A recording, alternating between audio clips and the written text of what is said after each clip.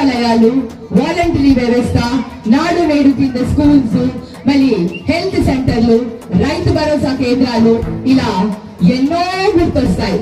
నేతన్న నేస్తం, ఇలా వాహన మిత్ర, గోరు ముద్ద అంటూ ఇలా మనం లెక్క పెట్టలేనని గుర్తొస్తాయి.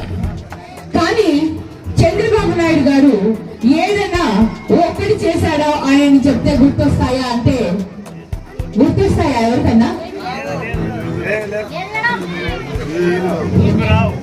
ఎవరికి ఏమీ గుర్తురావు. ఎందుకంటే ఆయన చేస్తే కదా అన్ని కూడా అందరు చేసేవి కాపీ కొట్టడము, ఆ కాపీ కొట్టడం కూడా అందరికి సమానంగా కూడా న్యాయం చేయదు. ఏదో అరా కూడా చేసేసారని చెప్పుకుంటారు. మళ్ళీ ఏమన్నా అంటే 14 సంవత్సరాల ముఖ్యమంత్రి, 40 సంవత్సరాల ఇండస్ట్రీ. మరి ఈ రోజు వాళ్ళు ఏం చేశారు? మళ్ళీ అబద్ధపు హామీలు తీసుకొని మన ముందుకు వస్తున్నారు. ఈ రోజు ఫ్రీ బస్ అంటున్నాడు, ఫ్రీగా ఏదో ఇస్తా అంటున్నాడు, ఫ్రీగా ఇంకో ఏదో ఇస్తా అంటున్నాడు, మహిళలకు ఇది ఇస్తా అంటున్నాడు, అది ఇస్తా అంటున్నాడు. ఇస్తారని మీకు నమ్మకం ఉందా? లేదు. అసలు ఆయనకే నమ్మకం లేదు. ఎందుకంటే ఆయనకు బాగా తెలుసు రాష్ట్రంలో అన్ని డబ్బులు లేవని. అన్ని డబ్బులు లేవు, మీరు ఎలా ఇస్తారు అని మనం అడిగితే సంపాదించి ఇస్తాడట. సంపాదన ఎక్కడి నుంచి తెస్తాడు? ఏదైనా ఒక ఇండస్ట్రీ రావాలంటే ఒక 10 సంవత్సరాలు పడుతుంది దాని నుంచి ఆదాయం రావాలంటే. అంతవరకు ఏం చేస్తాడు? ఏమి చేయడు. అమరావతి అని ఉన్న డబ్బులను తీసుకెళ్లి అమరావతిలో వేసి కూర్చుంటారు. అక్కడ అటు అమరావతి డెవలప్ కాదు, ఇటు మన గ్రామాలు డెవలప్ కావు. అందుకనే ఈ రోజు మనం అందరం కూడా మాట మీద నిలబడే వ్యక్తికి, మాట ఆలోచించుకుని ఇచ్చిన తరువాత చేసే వ్యక్తికి జగనన్న ఒకటే అంటాడు, చెయ్యగలిగేదే చెబుతాను, చెప్పానంటే చేసి చూపిస్తాను. సో ఈ రోజు జగనన్న అంటేనే ఒక నమ్మకం, జగనన్న అంటేనే ఒక విశ్వాసం. అది మనం గుర్తు పెట్టుకోవాలి. మనం మోసపోయామంటే మనకి ఉన్న పథకాలు పోతాయి, అన్నీ పోతాయి. ఈ రోజు మీ అందరికీ కూడా నేను తెలియజేస్తున్నాను ఏంటంటే, ఈ రోజు ఒక మహిళా అభ్యర్థిగా నన్ను యమగనూరు నియోజకవర్గానికి పంపించారు.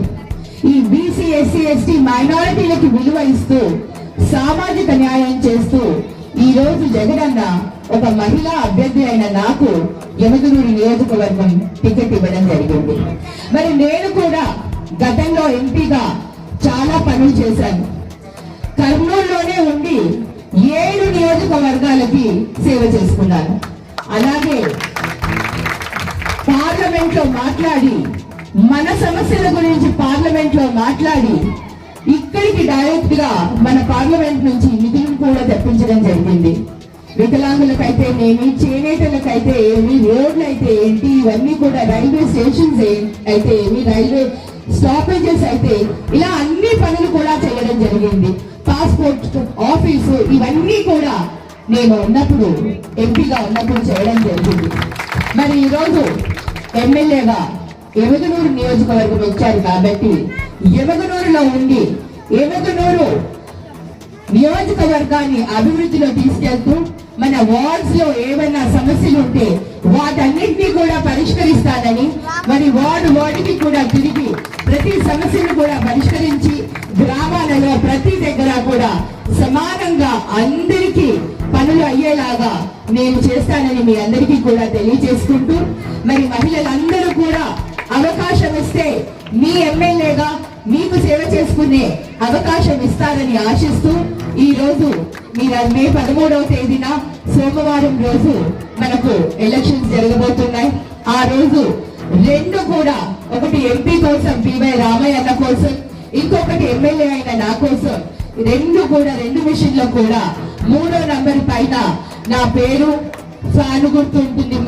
3వ నంబర్ పైన బటన్ నొక్కి మమ్మల్ని గెలిపించి జగనన్నను సీఎం గా చేసుకునే విధంగా మీ అందరూ ఆశీర్వదిస్తారని మీ అందరికీ కూడా మనస్ఫూర్తిగా నమస్కరిస్తూ, పేరు పేరున ప్రతి ఒక్కరికి కూడా నేను ధన్యవాదాలు తెలియజేసుకుంటూ మరి ఫ్యాన్ గుర్తుకు ఓటు వేసి మమ్మల్ని ఆశీర్వదించవలసిందిగా మరొక్కసారి అభ్యర్థిస్తూ సెలవు తీసుకుంటున్నాను.